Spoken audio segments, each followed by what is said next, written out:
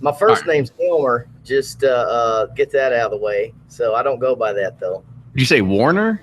Elmer. Elmer. Oh, nice. Man. Yeah. So since my middle initial is P, I'm Elmer P. If my last name was Lee, I guess I'd have it made. But probably not.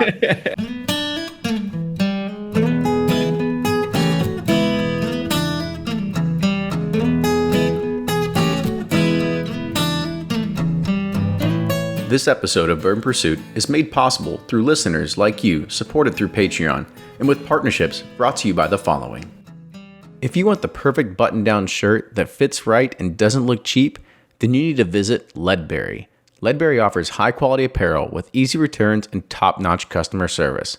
Visit leadberry.com/bourbon, LEDBURY.com/bourbon, and use coupon code BOURBON at checkout to get 20% off your first order. Art Eatables, the world's first bourbon-certified chocolatier and creator of the small batch bourbon truffle. These aren't your grandma's bourbon balls. Shop their 2 locations in downtown Louisville or online at arteatables.com. Use offer code PURSUIT to save 5% on your in-store and online orders. Hey everyone, we're in the height of release season and we've got some good news to share. If you remember back on episode 109 entitled Retail Price Wars, we talked about stores charging 3, 4, or even 5 times the MSRP prices on their allocated bourbons.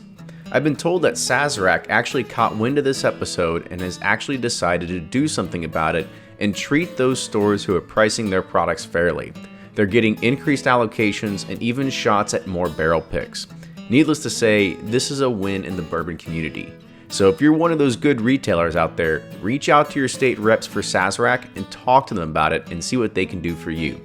The next bit of business is that we have done our Patreon giveaway for October, and this month's winner is Travis Roden, who takes home a bottle of Buffalo Trace single barrel store pick that was done in partnership by the Wine Rack, Harvest Restaurant, and yours truly of Bourbon Pursuit.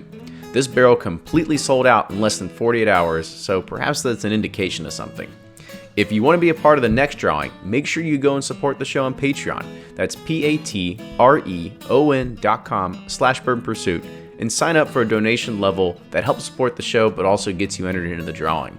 With that, enjoy this week's episode.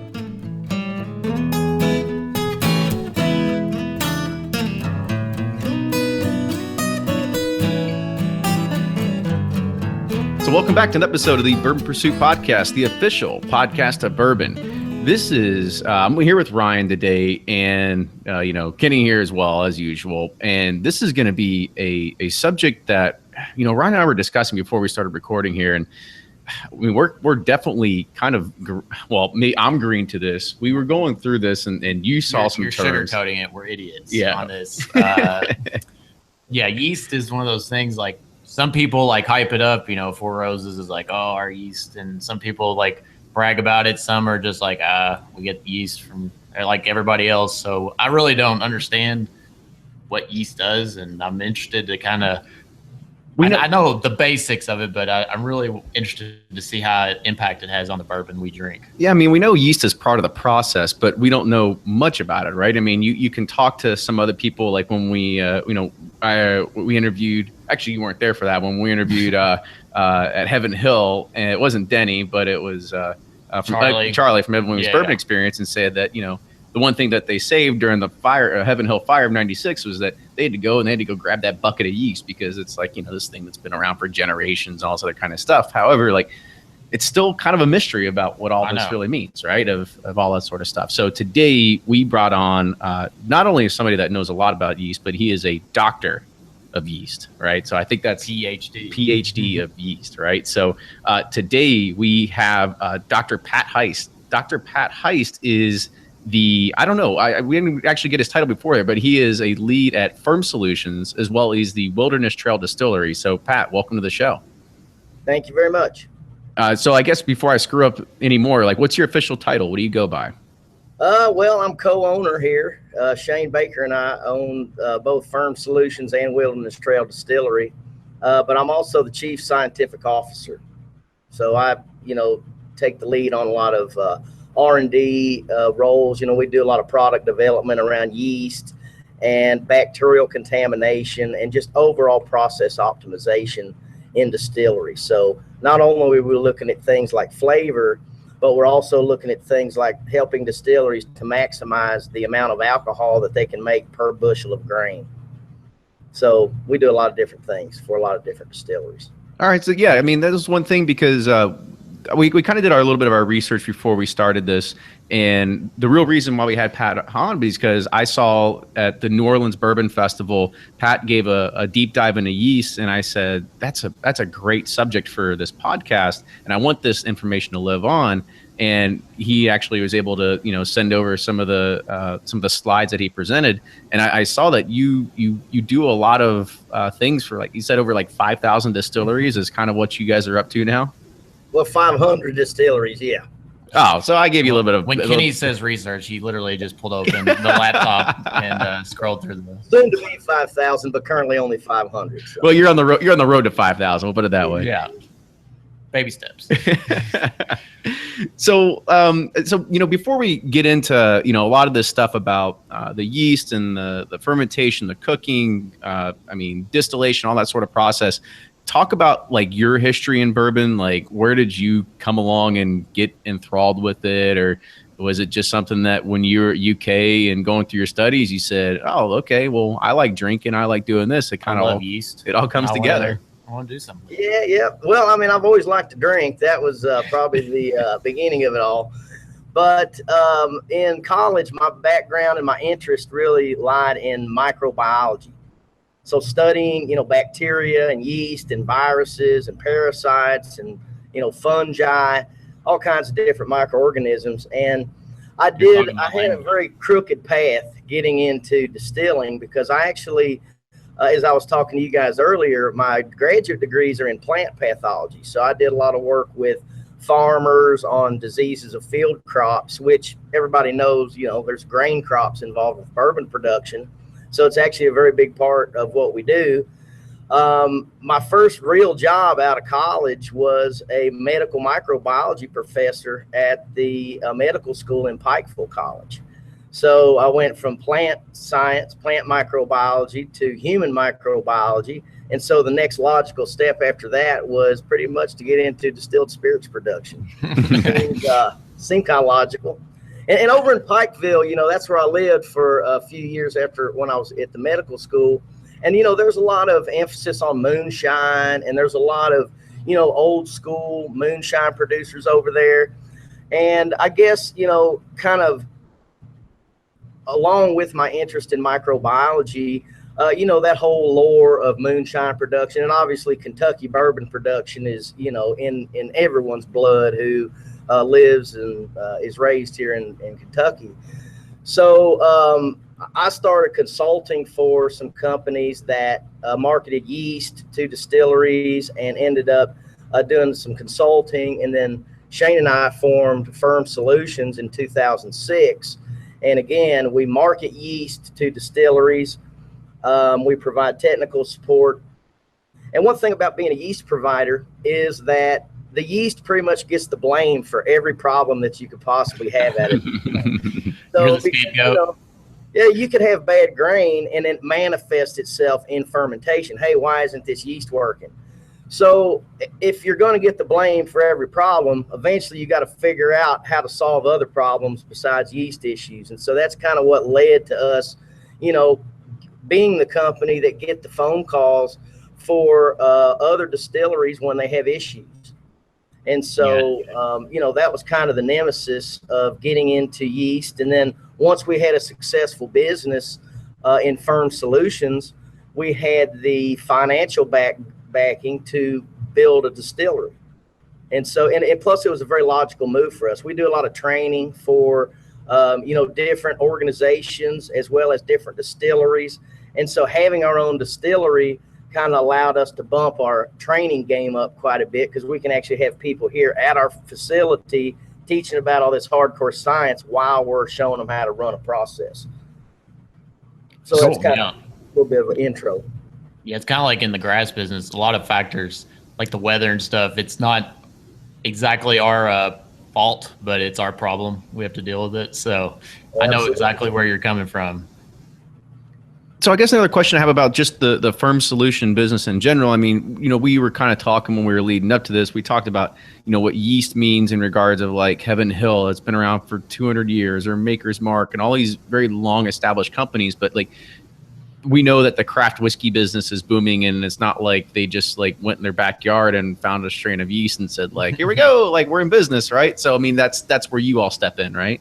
Yeah, exactly. Yeah, we help people understand. So, if you're looking for a particular type of yeast, I mean, we have in our personal collection, we've got over 6,000 different yeast strains that we've collected from not only distilleries all over the world, but also from various environmental surfaces, fruits and vegetables. And I mean, we find interesting yeast all the time, just, looking around in our normal environment. I mean, you don't have to go much further than a fruit stand to find 10 different yeast strains. It's just a matter of deciding which ones are going to contribute positively to the flavor profile, depending on what kind of spirit you're making.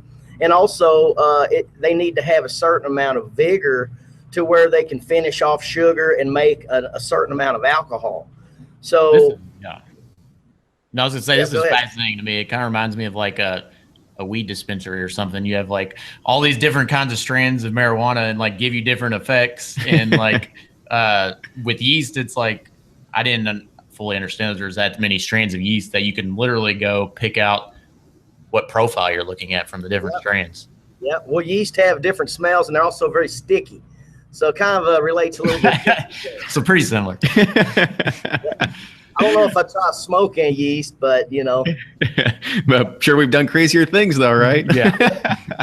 So, before we dive down more into like the fermentation of the yeast, I'm kind of looking at the presentation where we're talking about just like the factors that go to influencing the bourbon and stuff like that. So I kind of want to start right there because you talk about like grain quality as something that goes into it.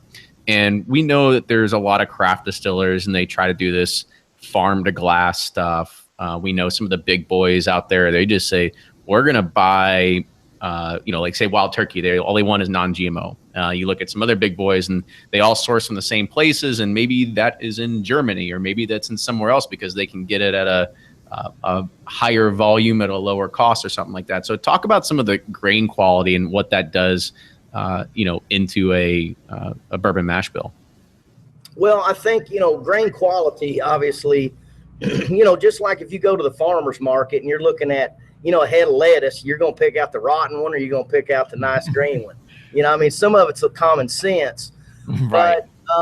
but there's also, in addition to quality of the grain, and normally when we talk about quality, we're talking about things like starch content, moisture content, whether or not it's got any type of evidence of a fungal manifestation or insect damage, or if it's broken, or I mean, there's a lot of problems you can have with grain. Does it have a bunch of pesticides sprayed on it? Does it have a lot of foreign material in it? If it's half corn cobs in there, that's not good quality grain because you're not going to make a lot of ethanol out of corn cobs.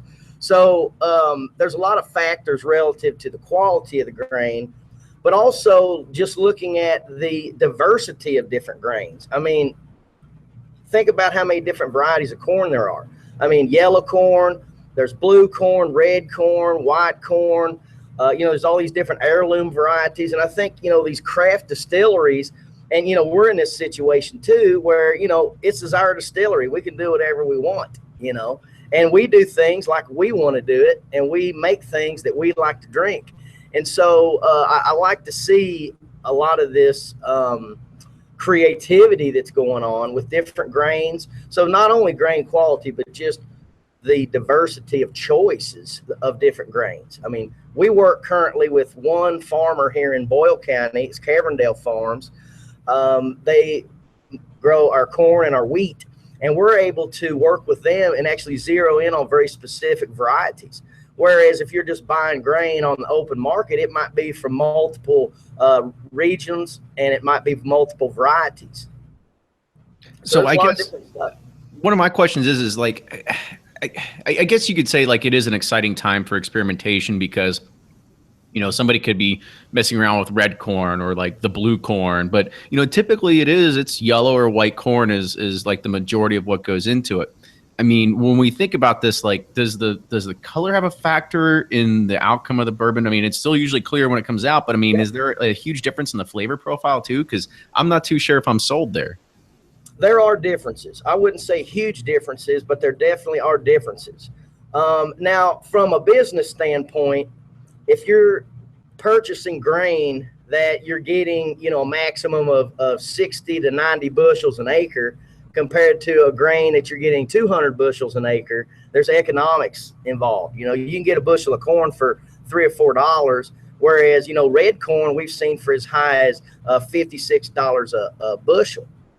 So, I was talking bushels a minute ago. I don't know if I said pounds, but, about $3 or $4 a bushel for yellow corn, and, up to $50 or $56 a bushel for red corn. So there's, economic decisions to be made as well. I mean, you can make the best product in the world, but it's got to be economical.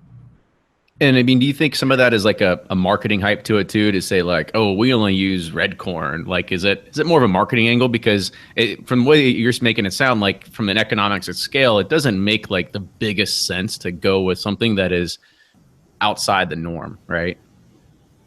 Well, when you talk about making distilled spirits, I mean, there's a good bit of profit in it organically compared to, for example, we also work with fuel alcohol distilleries.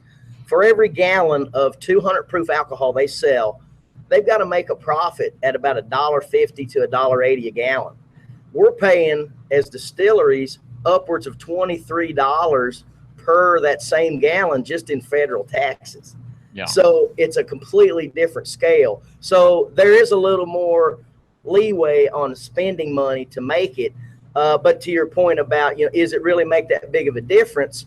I guess we'll see, because there's really not too many products that have aged long enough to really see what they're all about. Absolutely. I'm excited though about it. So I guess another thing that you want to talk about that you brought up was like the pesticide stuff. We know that Wild Turkey is a very big like non-GMO kind of producer. So when we think about just pesticides in general, like is that just more or less I guess you could say something that the distiller wants that he or she sticks by and says like, that's just like the line that I draw? Does that have clause? Yeah, because I mean, does it really have any adverse effects? Or I mean, is that something that we're not going to know for years from now, right? I just know it. Well, from like Roundup Ready corn, it's it's much more profitable to use stuff like that and cheaper than having organically grown corn. It's it just makes much more financial sense. Yeah, exactly. And when somebody says something is organic, it's easy to say it, but is it really? Right. And then there's that whole debate, and we'll set that to the side. But in terms of pesticides, I mean, obviously, a lot of the pesticides that are used on foods are food quality pesticides. However, there are situations where, and again, nobody is intentionally trying to get anything with pesticides or any other type of compromised grains. And these days, they grow a lot of varieties that are naturally pest resistant rather than spraying pesticides. It's just something you got to watch for. And, this time of year, when you have, you got people trying to clean out their bins to make space for the new harvest, sometimes you get into kind of some garbage on the bottom that, whether it's pesticides or it's just low in starch or whatever the issue is, you can see issues from time to time. And that's where we employ this lab I got behind me, and look at things like nitrogen content or, there's a lot of different things. What is the most common pesticides used, I guess, in corn? I would assume herbicides for weeds, but is it insecticides or fungicides? Well, you're familiar with BT corn. I mean, that's a pesticide that's formed within the plant. I don't really know. Bacillus thuringiensis, is that what you mean, or whatever? What's that? Bacillus thuringiensis or whatever. I think that I'm trying to remember the term from college days. Bacillus thuringiensis. That's right. BT. Yeah, that's right. That's what, it produces a toxin that protects against certain boring insects. Right. But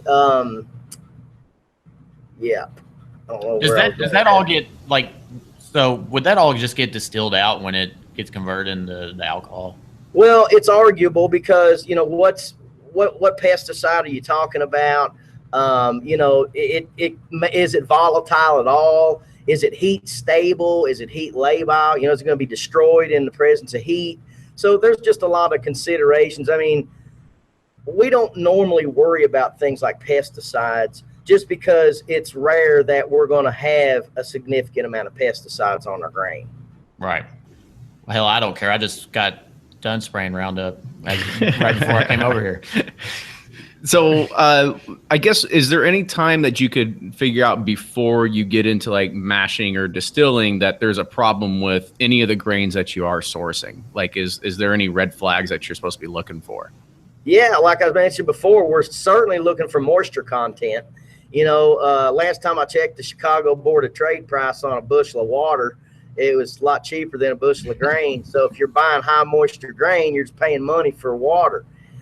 Same thing if it's got foreign material in it. If it's got corn cobs or rocks or other things, you're paying money for a bunch of garbage. So those are some things that we look at before, as a truck pulls up, we're going to be doing moisture content. We are looking at starch content, and then we're looking at, does it have any garbage in there that we need to be concerned about? So those are just a few of the things. Then we can get deeper into fungal mycotoxins, which was one of the things I mentioned in the New Orleans talk. It's a rare occurrence, but it does happen from time to time. We just actually had some rye that we sent off for mycotoxin testing because we were a little suspicious due to some discoloration that we saw. It ended up not being a concern, but that was kind of an example of something that we had to, we noticed something and we followed up on that observation with some testing. So what's the we gave a lot of love to corn right there. Is there anything that's special about either wheat or rye or barley or anything like that? Well, first of all, if you look at Kentucky bourbon production, there's not a lot of rye grown in Kentucky. So there is a good bit of wheat and corn. So all the corn and all the wheat that we use here at our distillery is produced locally. The rye, they are looking to grow it here, but there's just not been a big demand for it. My understanding is that, here in Kentucky, if you have a better chance of getting off with some rye, or with wheat rather, if you double crop rye in there with it, you can have rye volunteering in your wheat. So that's one issue. And the weather conditions. Yeah, our weather's not very conducive for rye. Yeah. But we're a Kentucky proud operation. We try to get all Kentucky grains if we can.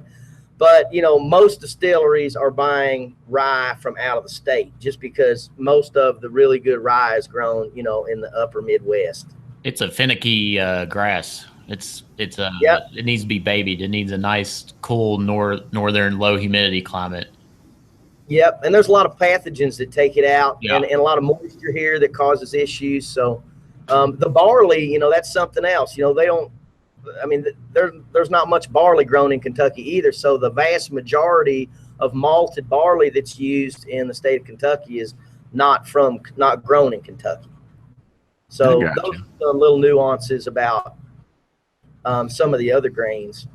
So get technical on me on when when corn as a starch turns into sugar, which makes alcohol. Like, what's some of like the actual technical aspects of that and what makes that happen? Well, okay, so you start with the grain. That grain is milled, to increase the surface area. So you take whole grains, you grind them up into flour, and that exposed starch. I mean, if you think of starch like a string of beads, for example, and each bead on that string is a glucose or a sugar subunit.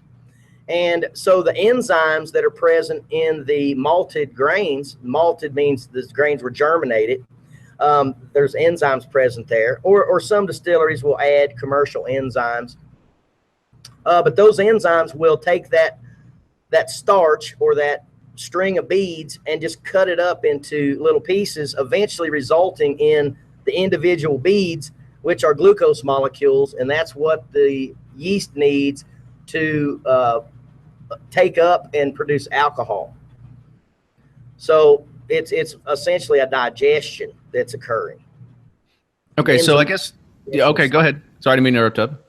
No, the yeast really can't use starch. It's too complex. It's got to be broken down into its individual sugar subunits. And so that's done by enzymes that are present either in the malted grains or in enzymes that are supplemented. So at this point, are we in like the mash or like the cooking stage at this point then? Yep. So that would be the cooking stage, is where you're blending those milled grains in with hot water. And the heat of the water also is important, because the enzymes that convert starch to fermentable sugars are the most active at temperatures above, let's say, above 150 degrees Fahrenheit, and even up in the 185, 190 Fahrenheit range. So a lot of people think, well, you know, I'm destroying my enzymes with that heat. If you get up above boiling, that would be the case. But, you know, like at our distillery, we normally don't cook any higher than 192 Fahrenheit, strictly because we're trying to preserve the activity of those enzymes. But that's where the starch conversion is when it go into like the mash cooker and it's bubbling? Well, that would be, so the mash cooker is where you're applying high heat and you're adding your grains. So in our distillery, we're adding our corn at about 190, our wheat or rye, depending on what kind of recipe we're making, we're adding that somewhere in the 155 range. And then our malted barley goes in around 150 to 145, because that's got the enzymes. It needs to be, you know, treated with a little less heat. Yeah, I think you're thinking of more or less maybe the fermentation stage, right? Yeah. Where it's at the bubbling. Yeah.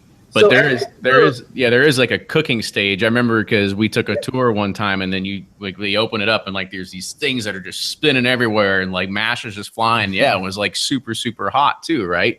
So so you're adding different grains at different temperatures and times during the mash, I guess, cooking process or whatever. Yes. Yeah, and then that's cooled, and then that's moved over to the fermenter. That's where the yeast is added, and that's where you get that consumption of sugar, production of alcohol, and you also get a lot of carbon dioxide being given off, which is what provides the bubbling in fermentation. I know we've asked this question before, but it's good to always reiterate, getting, you know, always in front of people. But like, what's the difference, or like, what's the definition of like a sour mash versus like a, I don't know, what they call sweet mash too. So like, what is the difference? Because you can see it in the labels. However, not everybody knows exactly what it means. Yep. So sour mash, it's kind of like if you're making sourdough bread. You know, you take a little bit of the culture that your grandma gave you and you mix it in with your bread, and then that's kind of provides the, I mean, in some respects, it's contamination and other, you know, maybe a pH reduction that leads to a certain kind of a flavor. And so in sour mash whiskey or bourbon production, you are basically, so we talked a minute ago about combining milled grains with hot water in the cooking process, right?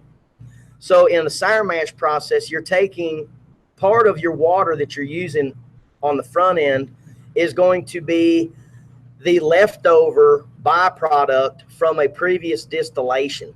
It's called stillage.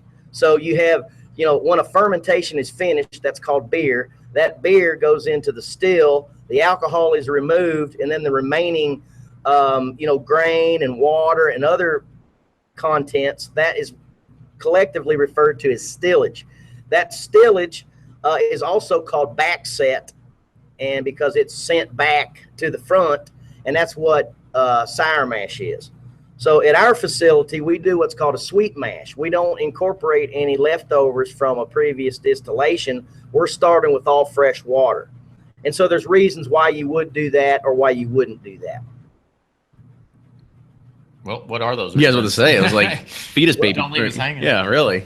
Well, heck, I had to wait for you to ask, man. I still You're like, I'm being interviewed, right? That's right. That's right. A couple reasons why you would want to run. Most of the very large distilleries do sour mash process. So one thing, if you think about energy consumption, you know, you're blending all this water and you got to heat all this water. Well, if I've got stillage coming off of my still that's 150 plus degrees, That's a lot of temperature savings or energy savings that I'm going to get if I use that as part of my water. The other thing is that distilleries have to get rid of that stillage. Farmers come to our distillery and take it away by the truckload. And some distilleries are in kind of a bind about, even after our next expansion, we're going to be producing about 250,000 gallons of stillage every week. So we got to get rid of that stuff. It's a major factor in a business model of running a distillery. So if we can incorporate a great deal of that back into our process, then that would be less stillage we'd have to get rid of. So those are some business reasons why you would want to do a sour mash.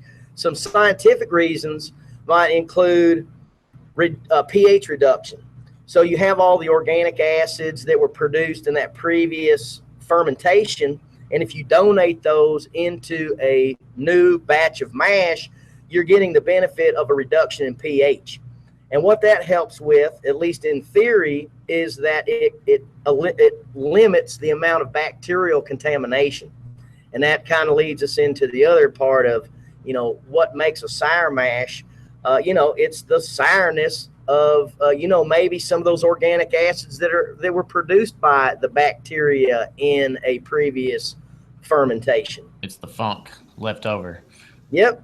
It actually, think about sour beer production. I don't know if you guys have had much of the sour beers they're producing these days, but there's some really interesting flavors. And that's an example where you can take some of these contaminating organisms that are contributing to that funkiness of the distillate, and you're tasting what they grow like kind of in their more natural state.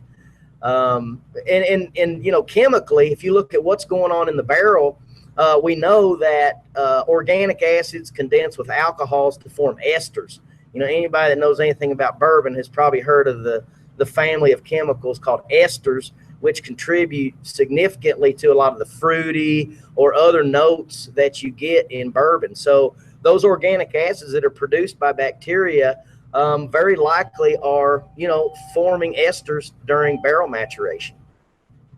Man alive, I'm getting schooled over here. This is crazy. So at this point, we're into fermentation right now. So that's kind of where I want to move next, right? Because this is kind of where you get to shine, right? Because during the fermentation, when it moves over to the fermentation tank, is when you add whatever one of the 6,000 strains of yeast that you have, right?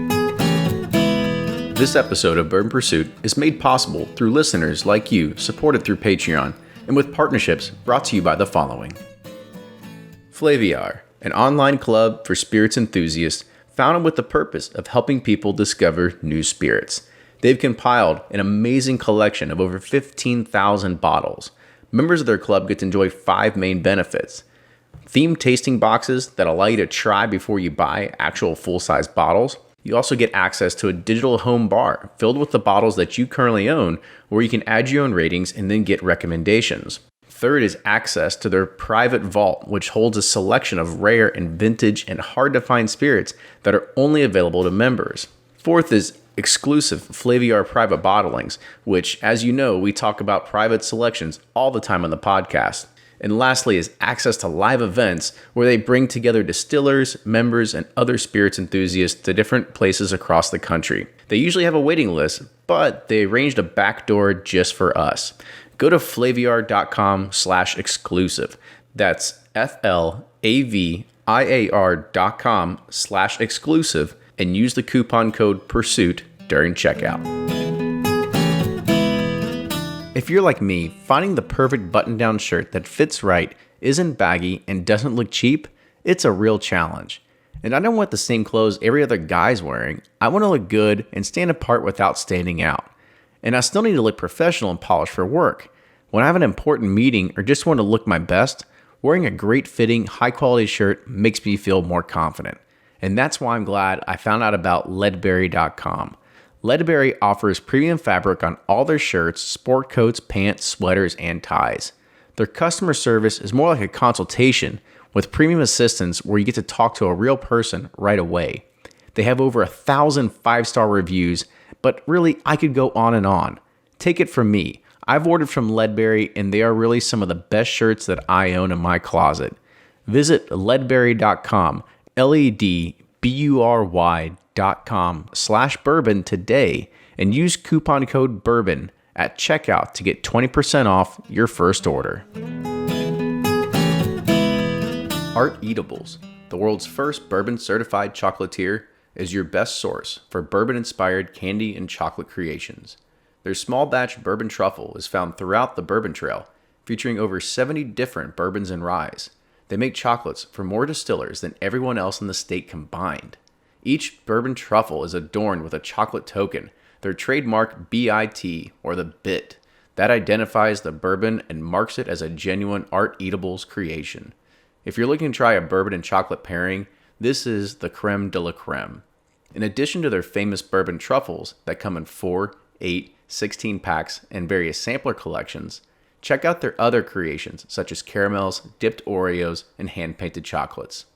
Shop their downtown Louisville locations at 631 South 4th Street and 819 West Main Street, or have them shipped to your door when the online store reopens this fall at arteatables.com.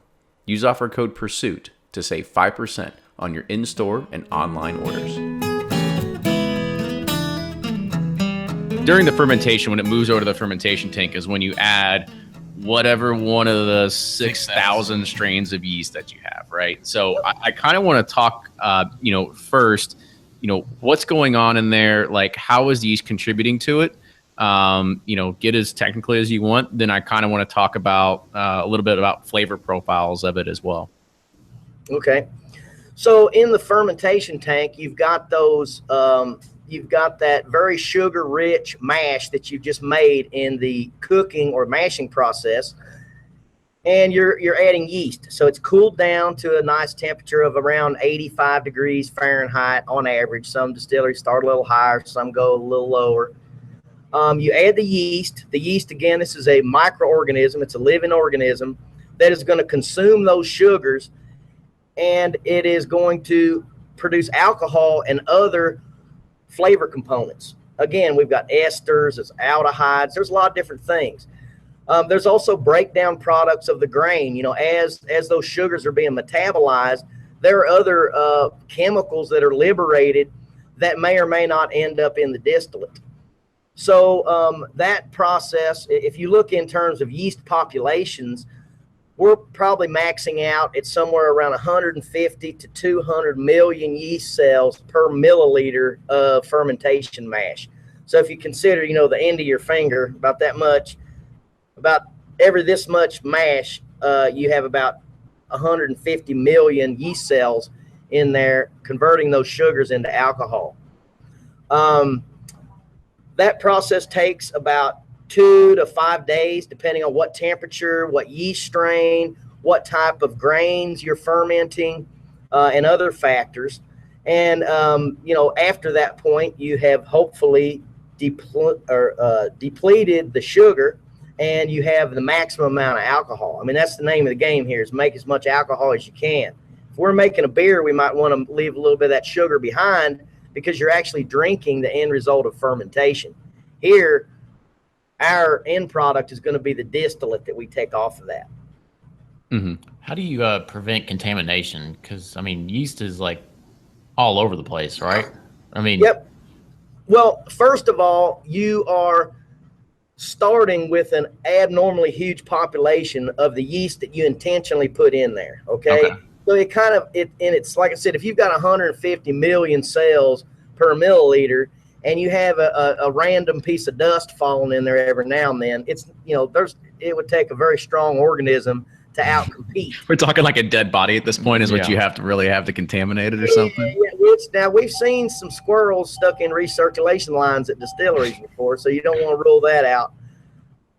But there's really no way to completely prevent bacterial contamination. I guess since you got so much of that one variety of yeast, it's going to outcompete any yeast that would happen to get in there.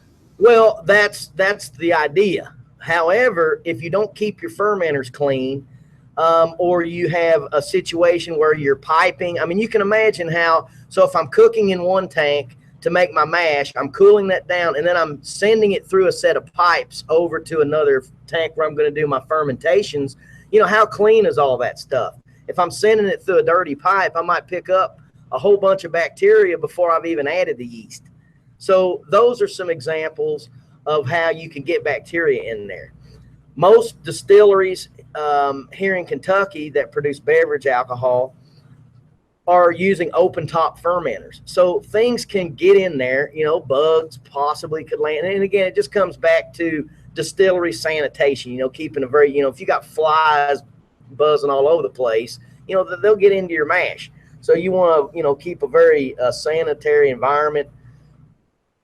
You want to keep insect populations controlled and all that kind of stuff. But those are some ways that bacteria can get in. Once they're in there, they're growing, you know, yeast reproduces about once every hour and a half to 2 hours. A bacterium reproduces every 15 to 20 minutes. So very quickly, the bacteria can build up to problematic populations. Now, very interestingly, and, you know, this is a topic very dear to us because it's one of our primary areas of business, is helping distilleries control bacterial contamination, as well as understand what type of bacteria that they have that might be positively contributing to their flavor profiles. So,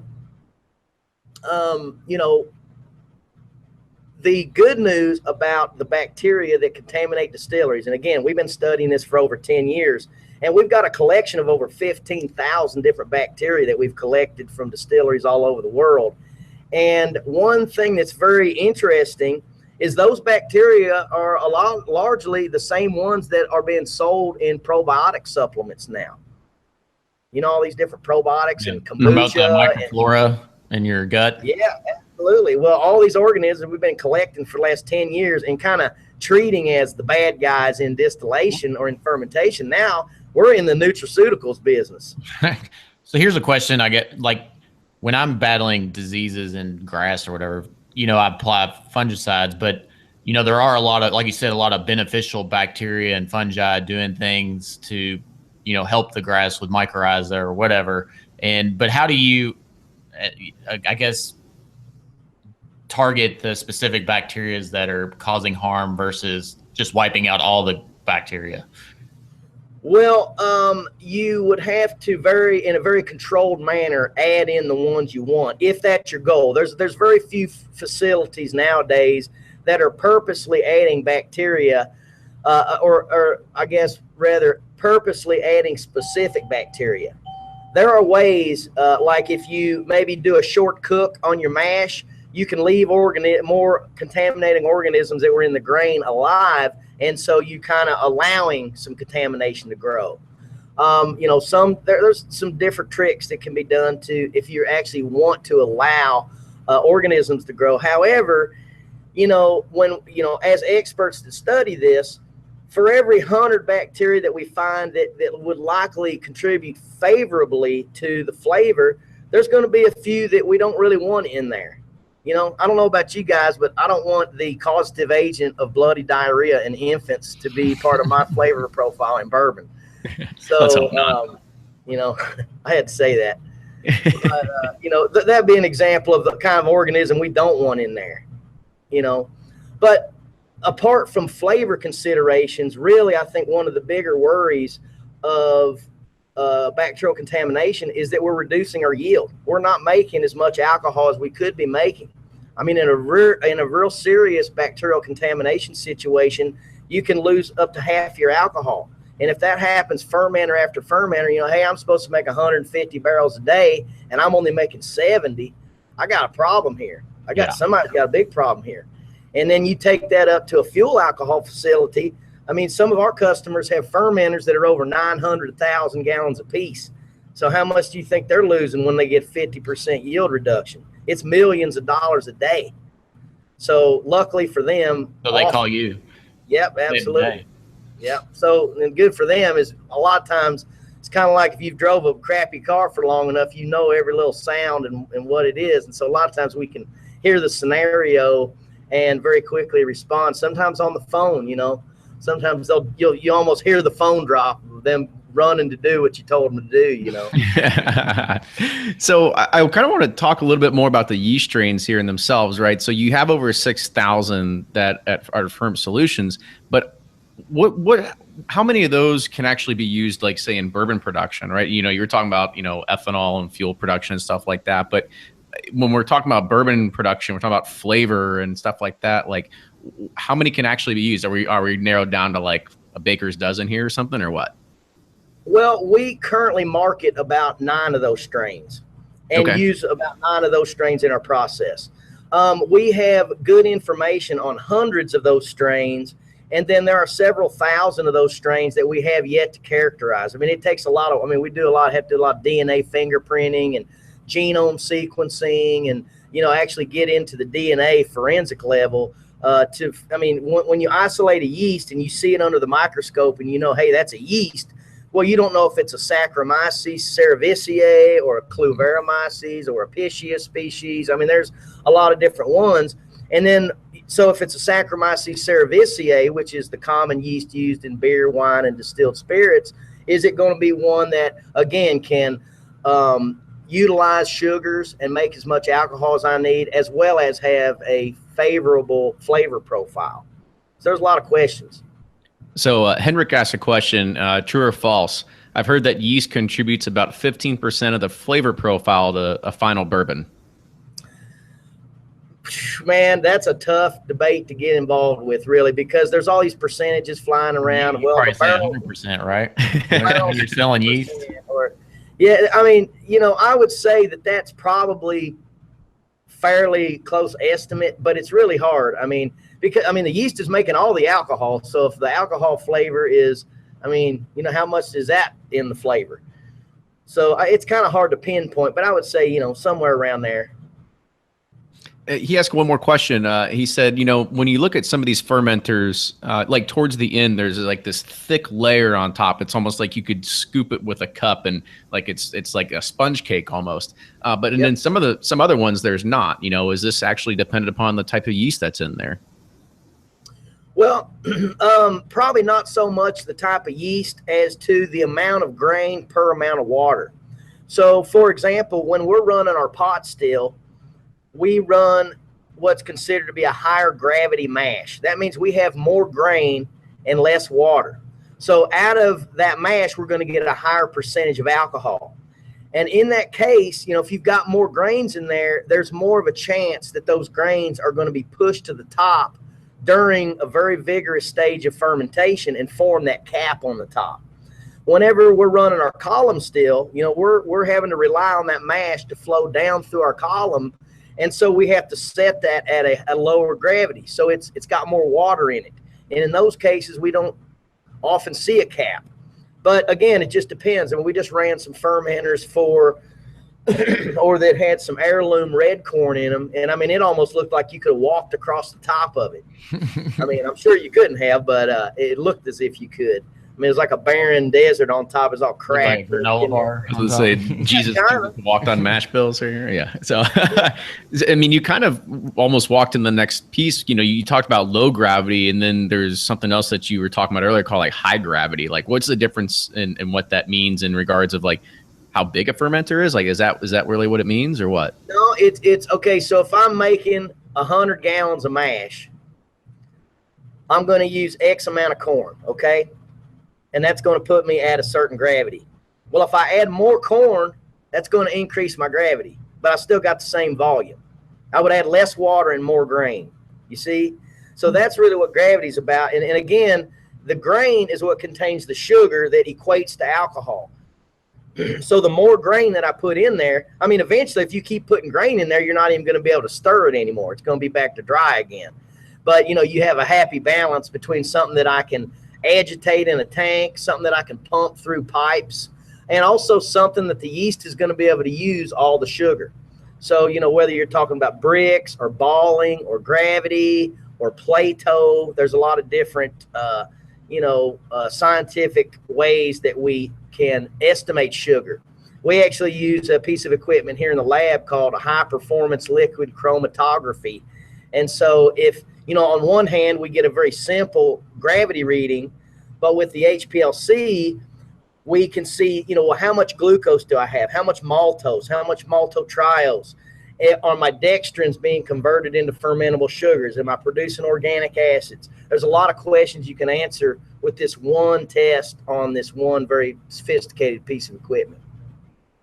it's already over my head. So I'm not even gonna try to attempt to ask a question about any one of those. If it's over like 8 letters, like I'm probably not gonna understand it anyway. So there was another good question here by Michael Urato. He says, is it because of bacteria, but what is the cause of, say, like a mutated yeast? He says he's read about that say Jim Rutledge discovered it. It was used at the Four Roses gift shop for like a 17-year release at one time, as well as the 2012 and 2013 limited edition single barrel offerings. So what actually factors into that? Well, I mean, that is a very complicated subject. And if you look at how does diversity occur over time with any type of, whether it be humans or yeast, it's through mutations that arise. And, a mutation, let's say that you run a very high temperature fermentation, and you have mutants in there that are more able to grow at higher temperatures. So maybe what you started with becomes diminished, and those heat tolerant mutants sort of take over because you are constantly selecting for those heat tolerant mutants. Or it could be any other one of them, could be low pH or acidic conditions would select for a particular type of organism. So with the yeast, where you really got to, like where we sell yeast, we market what's called active dried yeast. So we're going back to a master culture whenever we're making that yeast. And so we're kind of going back to the original culture. If we are, if we're fermenting here at our distillery and then we're saving a little bit of that inoculum for the next batch, and then we're just kind of going through time, that's where you can get yeast mutating. And again, it's just such a complicated area. You can have many, many things. Some of those things would be detrimental. Some of them maybe not so detrimental. Okay, so I've got one more. Maybe it's like a folklore question, because I did a tour at Castle and Key, and I was there with Mary Ann and a few other people, and they were saying, we're trying to figure out like how can we replicate everything that was done here at Castle and Key, and they were saying that they were looking at old fermenters and they were going through old pipes and they were trying to scrape everything, and they're like, get Q-tips. Well, and they really did. And that's, they're like, I think we found like a piece of yeast. And so they tried to go and like find the closest possible yeast strain they could to try and replicate what they were doing at Old Taylor at that time. Now, is that something that you really think is possible, or is it just something it's a good marketing ploy at this point? Yeah, absolutely. We've actually we do a good bit of forensic work for different distilleries. So, for example, we had a situation. We had a distillery that brought us an old yeast jug it was actually in the museum, the whiskey museum over in Bardstown. And this particular family retrieved their jug, brought it over here to us. We attempted to culture something out of it, which you can imagine after 100+ years, there's not going to be much alive in there. But we were able to retrieve some residues that allowed us to extract DNA, and we performed like a DNA fingerprinting exercise, and we were able to match the DNA from that dead strain in that yeast jug to a strain that we have in our collection. So we were able to essentially revive that yeast that had been used in their family distillery through some forensic DNA level technology. Interesting. We both said it, but that really is. So the distillery really can't say they're using non-GMO, because it sounds like you can GMO a yeast, strains. No, that's not GMO. Again, what we did is we basically got the fingerprint of it, and then we just matched it up to an existing natural strain.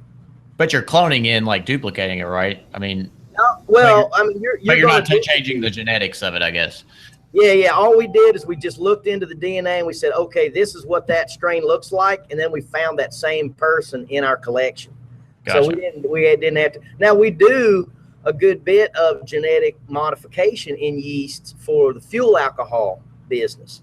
I was mentioning to you, these fuel alcohol plants, they're not using any malted grains, so they're actually purchasing commercial enzymes. And so one of the big projects that we have going on here in our lab is to engineer our fuel alcohol yeast strain with a glucoamylase enzyme that would provide millions of dollars of value for each distillery that we do business with. Interesting. per year. Are you taking investors? Well, you know, maybe. So we're gonna try to speed this up a little bit. So I kind of want to talk about, right here, as we talked a lot about like what could happen to the yeast during the fermentation. We talked about the changes that had happened.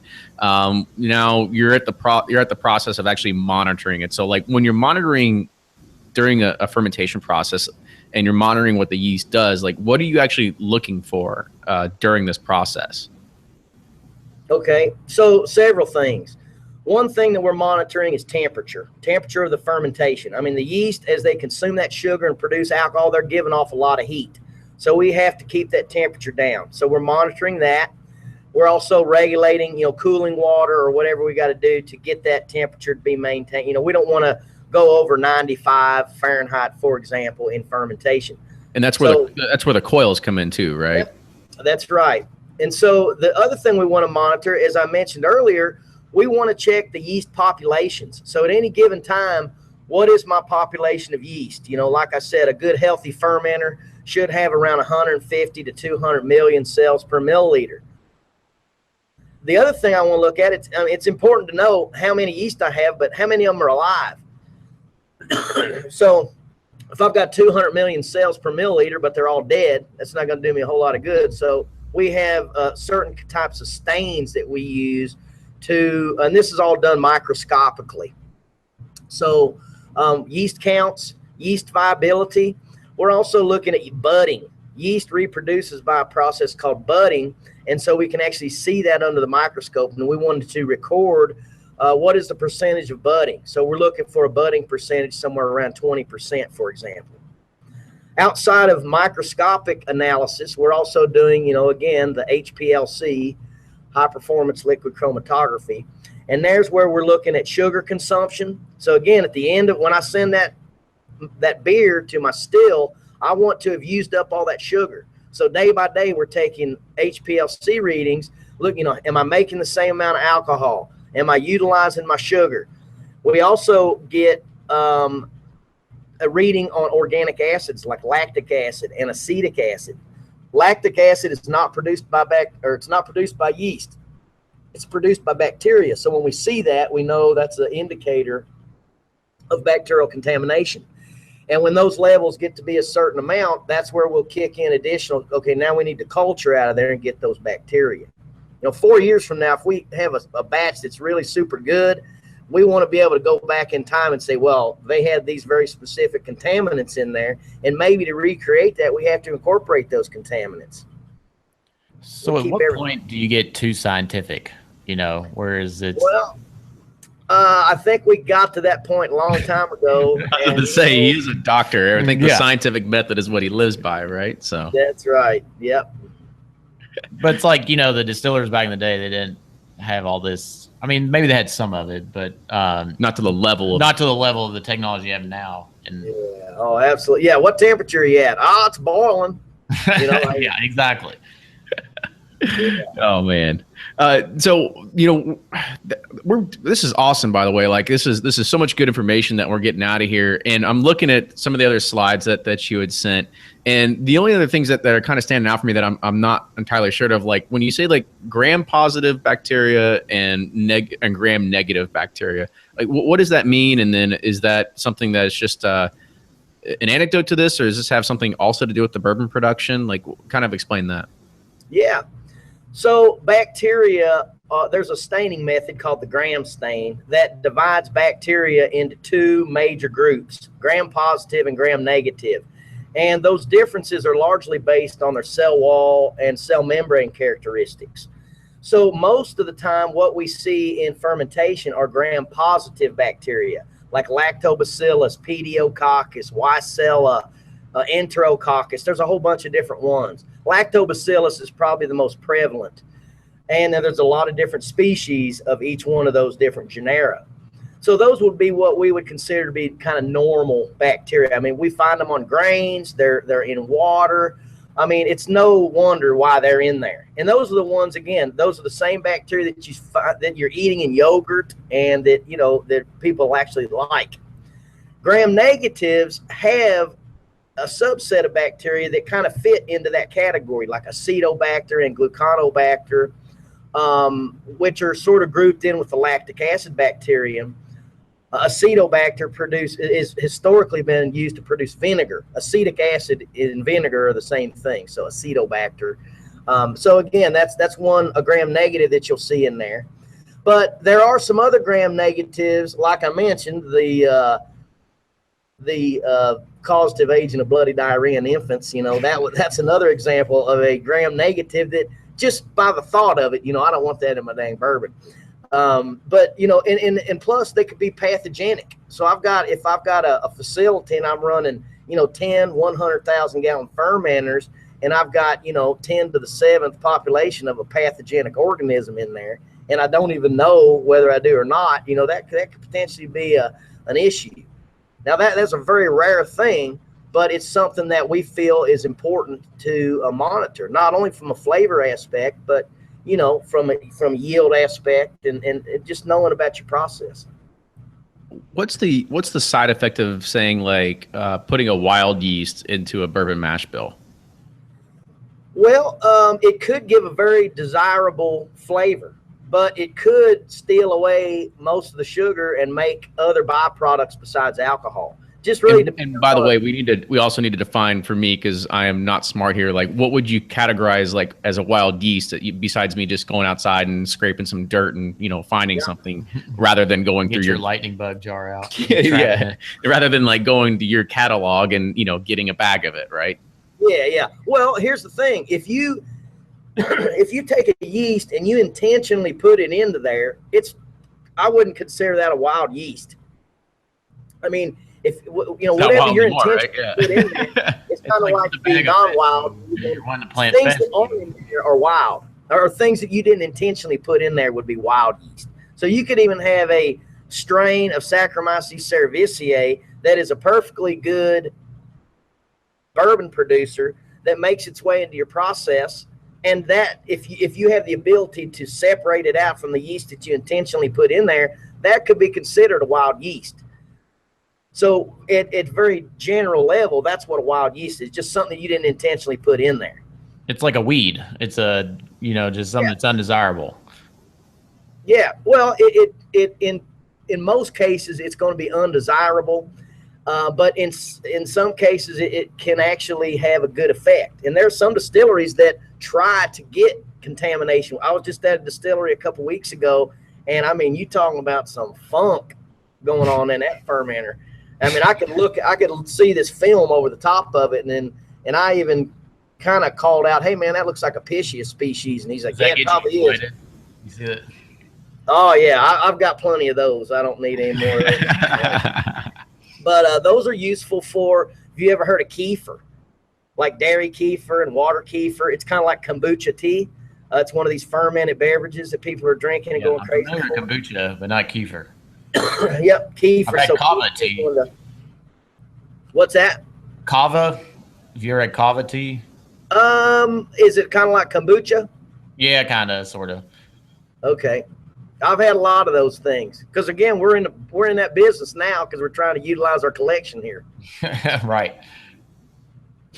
I mean, this was fantastic. I'm honestly out of questions when it comes to like the yeast side of things. Like this was, by far one of the most informative episodes that we've done in a while, just in regards of just something that seems so, I don't know, it is molecular. It's not necessarily minute because you can see it, you're adding it to it, but it does have a huge impact on what's actually happening here during the process, right? Yeah, it's very cool. I enjoy it because I know just a little bit enough to be dangerous. It kind of relates a little bit to the horticulture and plant side. It is living organisms, so it kind of is relatable. But I could nerd out with you for a little while. I've got like two more questions, I think. So at what point is the yeast like out of this? Like it's out of the equation? Is it like during the distillation, after the distillation, once it's in the barrel? Like when is the yeast like stop playing a role? Well, essentially, once the sugar has been depleted in the fermenter, the yeast are going to, at least to some degree, survive until you send them to their death in the still. So they've just got done working very hard for you, consuming all those sugars, making all that alcohol, and then you basically send them to the death chamber. So that's essentially. So do they essentially like overwinter, or like, I guess, like, you know, a fungi overwinters until it's basically the temperature and moisture, the environment's conducive for it to be active again? Does it create like fruiting bodies or? Yeah, I mean, yeast have complex life cycles. The part of the life cycle that we're seeing in fermented alcohol, you know, beverage production is the asexual phase of the organism, but it actually does undergo sexual reproduction and hyphal production in other more complex stages of its life cycle that we don't see in a fermentation environment. So as you know, out in the wild, you know, as these yeast are, you know, maybe they're living on the surface of a peach, and then that peach rots, and then, you know, that organism overwinters and then makes its way, you know, reproduces. And I mean, there's a whole complex bunch of factors about, you know, how yeast survive in the environment, but they undergo other phases of their life cycle in the environment that allows them to overwinter and to survive and to maintain a certain amount of diversity, you know, through mutations and, you know, sexual reproduction is where, you know, you're getting two different strains coming together. Gotcha. And then another thing, because, you know, I consume a fair amount of beers as well, right? You know, we all have our, you know, collection of, you know, nice and, you know, high end beers and stuff like that. But there's been on probably, I can count on at least two hands how many times I've had beers that have been recalled because of, you know, they say something went wrong, the enzymes, it's soured, it's funk now. Like, does yeast play a big part of that in towards the beer process? Because I mean, I know that I've got one sitting in my fridge right now. It's been recalled, and I've tried it, and I'm like, yeah, this kind of tastes horrible now. But where does the yeast play in that? Because as we had mentioned before, you know, when you're doing a bourbon mash, you're dumping a lot of yeast in there because you want to get as much alcohol out of it as you can. However, when you're doing a beer, you're probably not doing as much yeast. So is when you're pushing this through and you're not necessarily killing it off by putting it to the through the still, it's still alive and well and kicking in the beer. And so is that a big reason why it does go sour or go bad?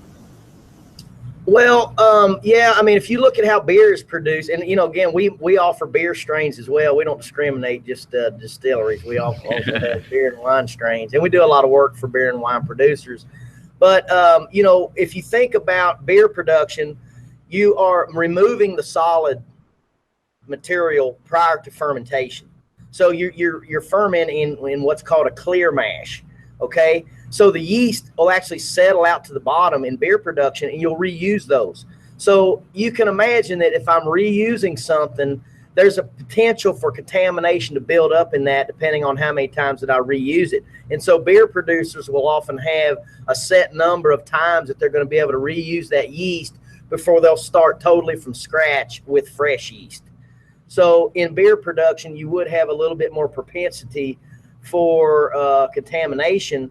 But beer producers typically see a beer producer fermenting in open top vessel, for example. So there's just a lot less, I guess, you just don't want to get contamination in a beer unless you're intentionally trying to make a sour beer. Now so yeah, recycling the yeast definitely contributes to that in beer production. Gotcha. So to kind of round this out, we had one question that was from Ben Jackson that kind of relates to our very questions at the beginning about corn. You know, when you are sourcing grains, is it better to get it at, you know, how old should they be to like get as much hydration out of there? 3 months, 6 months, a year, whatever it is. To get as much hydration. Well, you mean you said you want a low concentrate of water in it, right? Yep. So like how long do you want it to be fresh? aged in the silo or whatever? Well, here's the thing. So whenever they bring it out of the field, it might be in the upper teens, you know, like 18, 19, 20% moisture. And then they'll dry it using certain types of air drying technology. Typically, like here at our distillery, we'll reject grain that's 16% or higher moisture. We're targeting about a 14% moisture. And again, it could be harvested this week and be brought to our distillery next week at 14% moisture. So it's really not a matter of sitting around. I mean, with some grains, there are physiological changes that are occurring in that grain even after it has been detached from its mother plant. And those changes can, if you're familiar with seed dormancy, what types of physiological development does a seedling have to undergo before that seed is capable of germination? There are chemical reactions that are occurring over time that we know, like in wheat and rye, for example, that can contribute to foaming. So whenever we are getting fresh wheat, we're going to be on the lookout for fermenters that are foaming, or same with rye. So that's an example of where you would actually prefer a grain that has been harvested for a few months, as opposed to, corn. I mean, it's got enough oil in it that itself is a natural anti-foaming agent. So we can use fresh corn and it not have any problems. But with wheat and rye, there are considerations relative to foaming and how long that material has been harvested for. But here in Kentucky, I mean, you're only getting fresh corn, a few months out of the year? Yeah, but it stays pretty good. I mean, we've had great corn all the way up until just recently, and it's still pretty good. I mean, we're just seeing some, maybe a little more trash in it and some other things. Some worms wiggling around. I'll tell you what, Ryan, I don't know if we're gonna have a doctor on again, because I feel like an idiot after one. Actually, I don't know. I mean, you were keeping up pace over here. You were somewhat. I remember some of these terms. You're just spouting out like saccharoids and all those other kind of things. I don't even. My dad would be proud. He spent all that money on my education. I can keep up with the PhD. Well, Pat, I want to say thank you again for coming on the show today. I want you to give one more plug for Ferm Solutions and Wilderness Trail while you're at it. Yeah, absolutely. Any distillers out there need any help or anything distillery related, that's what Ferm Solutions is all about. And, Wilderness Trail Distillery, we're actually coming up on our oldest bourbon is going to be 4 years old next month. So in 2018, we'll be releasing our first bourbon, which we actually made it and we actually aged it. And so the stuff we're going to have in our bottles is actually our stuff, and it'll be bottled in bond. And, we're shooting for a 7+ year, but, at this point, we got to at least trickle out a few bottles at 4 years. Well, if you practice what you preach, I'm sure it's pretty damn good. Oh, yeah, it's super good. Not bad, but it is delicious. Well, Dr. Heist and, Pat, Elmer, whatever you want to go by, thank you so much for being on the show today. That was awesome. It was fantastic. And, thank you for everybody that was joining in on Patreon and the live chat and asking some of those questions. It was definitely good to have some of those things in there. So if you want to be a part of this next time, support us on Patreon, and you can sit here and you can watch the live chat and you can watch this interview as it happens. The doctor's brain. Yeah, exactly. And right. If you have any funk going on your, fermenters or whatever, you call Pat. Yeah, you know who to call now. That's for sure. So yeah, that was awesome. So with that, we'll kind of wrap it up here. So if you like the show, make sure you follow us on Facebook, Instagram, and Twitter. We're gonna be pushing out new stuff every single week. If you want to also help support the show, we've got a Patreon campaign, patreon.com. I should really stop drinking during these shows, right? Yeah. It's .com/bourbon pursuit. Then you can sign up for different donation levels to help support the show. We've got t-shirts and all kinds of cool stuff that are going to be on there. With that, Ryan, close us out, man. Yeah, and if you have any show suggestions, feedback, comments, we love hearing from you guys. We want to know what you guys want to hear, so just let us know, and we'll see you next time.